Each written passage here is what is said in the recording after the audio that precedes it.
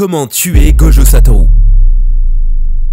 Gojo Satoru est l'exorciste le plus redoutable de Jujutsu Kaisen. Il possède des techniques incroyablement dangereuses qui font frémir la majorité de ses adversaires. Et si on avait la possibilité de le mettre dans un autre manga de type shonen, avec toutes ces mêmes capacités, Gojo resterait toujours parmi les personnages les plus puissants. Gojo est clairement une menace, que ce soit dans son verse, mais aussi dans d'autres animés. Sa maîtrise de l'énergie occulte, son extension du territoire et surtout sa manipulation de l'infini font de lui l'un des personnages les plus puissants des mangas de la nouvelle génération. Yo les senpai, bienvenue pour une nouvelle vidéo. Aujourd'hui, on s'attaque à un gros morceau de Jujutsu Kaisen, l'exorciste prodigue du Japon, Gojo Satoru. Et accrochez-vous bien, car dans cette vidéo, on verra 7 moyens efficaces pour battre Gojo, ainsi que pour outrepasser sa barrière innée, l'infini. Si vous aimez ce que je fais, n'hésitez pas à vous abonner, à liker et à partager la vidéo pour me donner de la force. Ça m'aidera beaucoup pour l'évolution de la chaîne. Merci beaucoup pour le soutien que vous m'apportez. On peut commencer. Avant de rentrer dans le vif du sujet, on va d'abord faire un rapide résumé sur le fonctionnement de l'infini de Gojo, ainsi que de ses différentes utilisations. Alors, l'infini, c'est quoi? L'infini est un sort de défense héréditaire au clan Gojo, qui permet en manipulant l'espace de ralentir à l'infini tout ce qui s'approche de l'utilisateur, au point que tout ce qui s'approche de lui paraît s'arrêter. De ce fait, l'utilisateur de ce sort est intouchable, car toute attaque lancée contre lui ne l'atteindront jamais. Donc, les techniques au corps à corps, le combat à l'épée, les projectiles ou encore les explosifs sont inutiles contre Gojo, car il est constamment protégé par l'espace que crée l'infini autour de lui. Mais avec cette capacité, une question subsiste. Comment est-il possible de vaincre Gojo si rien ne peut l'atteindre? 1. Contrôler le temps. Comme expliqué récemment, le sort de l'infini consiste à ralentir tout ce qui s'approche de l'utilisateur. Mais s'il y a un moyen efficace de lutter contre cette technique, ce n'est nul autre que le contrôle du temps. Gojo, avec l'infini, ralentit tout ce qui s'approche de lui. Mais en manipulant le temps, il est possible d'accélérer tout ce qui s'approche de Gojo, ce qui fait qu'il sera maintenant possible de le toucher et même de le tuer avec la manipulation du temps. Le personnage de Pucci dans Jojo par exemple est un parfait contre pour Gojo, car le pouvoir de son stand consiste à accélérer le temps, ainsi que le mouvement de toute chose qui se trouve autour de lui. Donc si ses attaques sont ralenties par Gojo, il pourra tout simplement les accélérer pour passer à travers l'infini.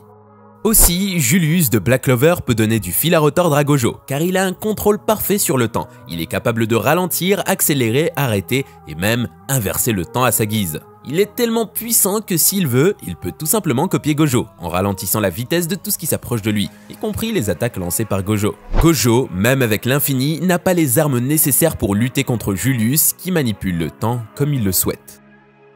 2. Contrôler la gravité. La gravité est l'une des 4 interactions qui régit l'univers. Sans la gravité, l'univers et tout ce qui s'y trouve n'existeraient pas. Les effets de la gravité sont tellement dangereux qu'elle est même capable de courber l'espace-temps.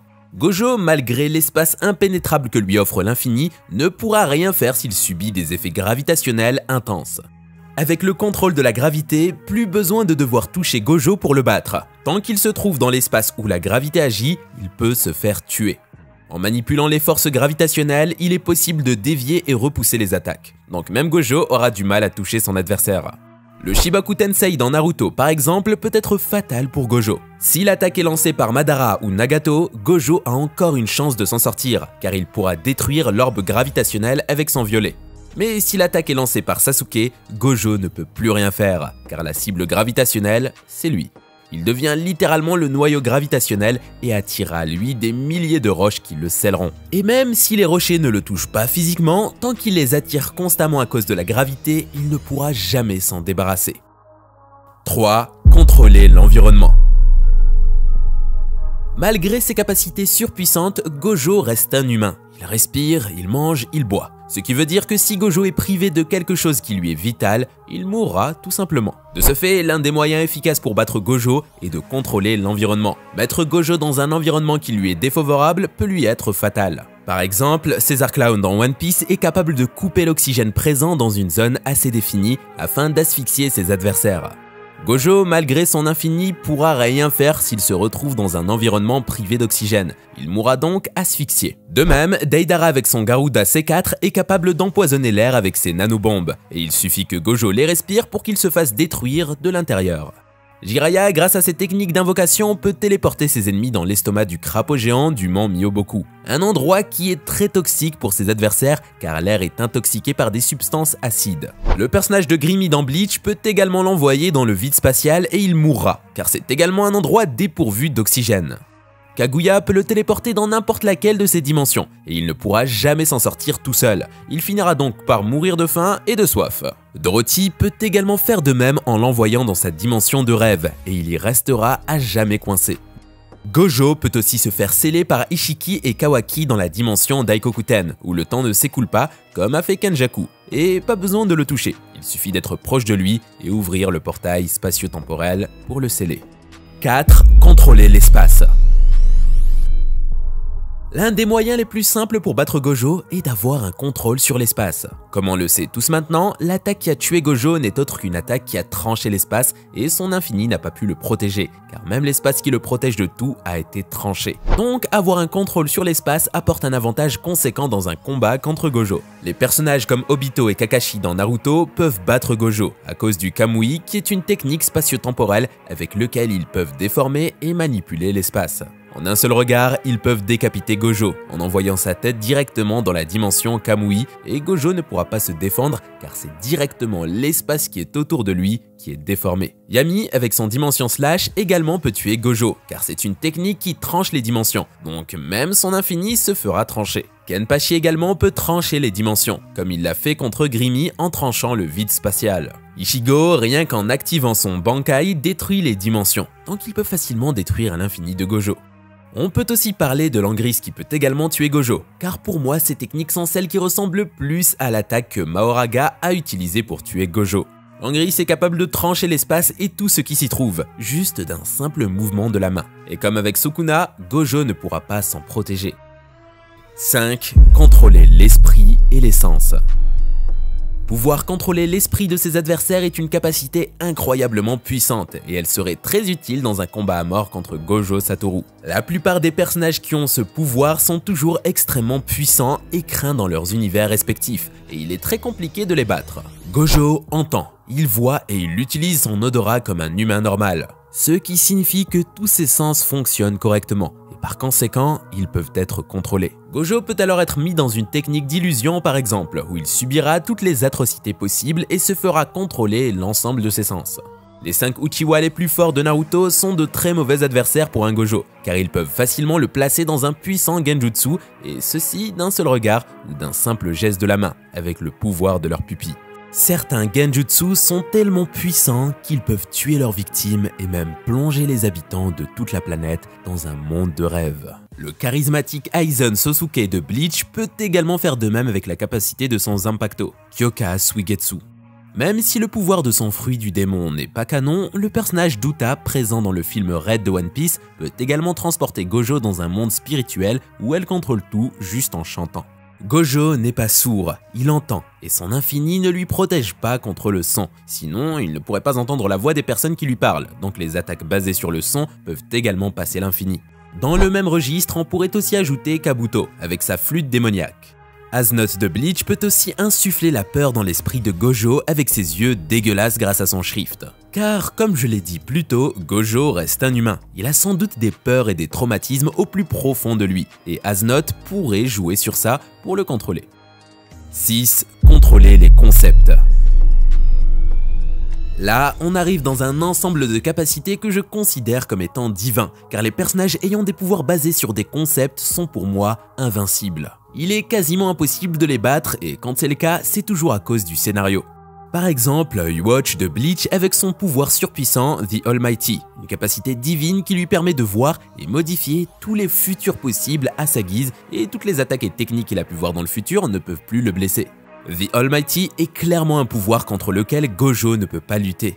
On peut également parler du concept d'inversion, The Antithesis d'Uryu qui permet de tout inverser, même les blessures en les transférant directement à son adversaire. Donc s'il y a un combat entre les deux, toutes les blessures et dégâts que Gojo infligera à Uryu se retournera contre lui, car Uryu aura juste à inverser la situation pour transférer ses blessures à Gojo. Dans Boruto, il y a le concept de réflexion possédé par Demon, qui lui permet de réfléchir toutes les attaques ou les intentions d'attaque que ses adversaires ont contre lui. Donc, le simple fait de penser à attaquer Demon est préjudiciable pour la victime, car l'attaque se retournera instantanément contre lui. Et même, Gojo ne peut rien faire contre cette capacité. Plus l'intention ou l'attaque est mortelle, plus la réflexion la sera aussi. Il y a plusieurs capacités sur des concepts qui sont extrêmement puissants, contre lesquels Gojo ne peut absolument rien faire. Comme le contrôle du malheur, le contrôle de la chance ou même le contrôle du destin de Giorno dans Jojo avec Gold Experience Requiem, qui permet de tout réinitialiser en annulant tous les événements qui se sont passés, même la mort, afin et de tout remettre à zéro, le tout en tuant ses adversaires à l'infini. Gojo, s'il est touché par cette capacité, mourra à l'infini malgré son infini. 7. Les attaques imparables.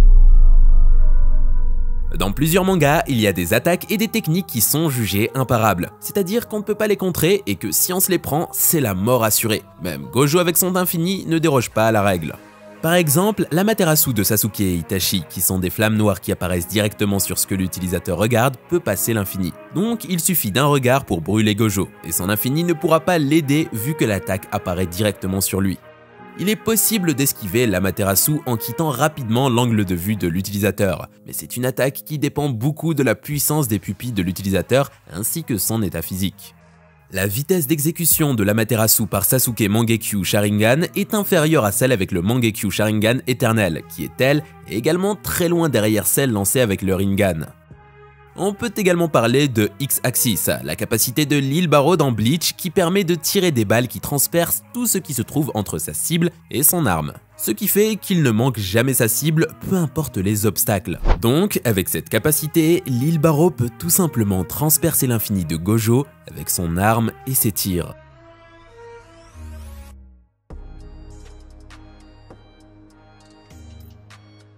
Voilà les senpai, cette vidéo est maintenant terminée. N'hésitez pas à me donner votre avis dans les commentaires ainsi que les capacités que vous pensez capables de passer l'infini de Gojo.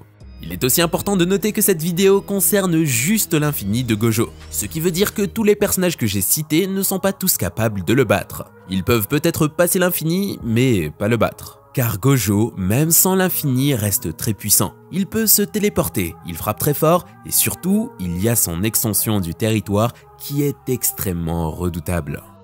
Alors n'hésitez pas à lâcher vos meilleurs sorts innés sur le pouce bleu et à vous abonner pour m'encourager. Vous pouvez également me suivre sur Twitter pour agrandir la communauté, ça me ferait extrêmement plaisir et je vous dis à bientôt dans une prochaine vidéo.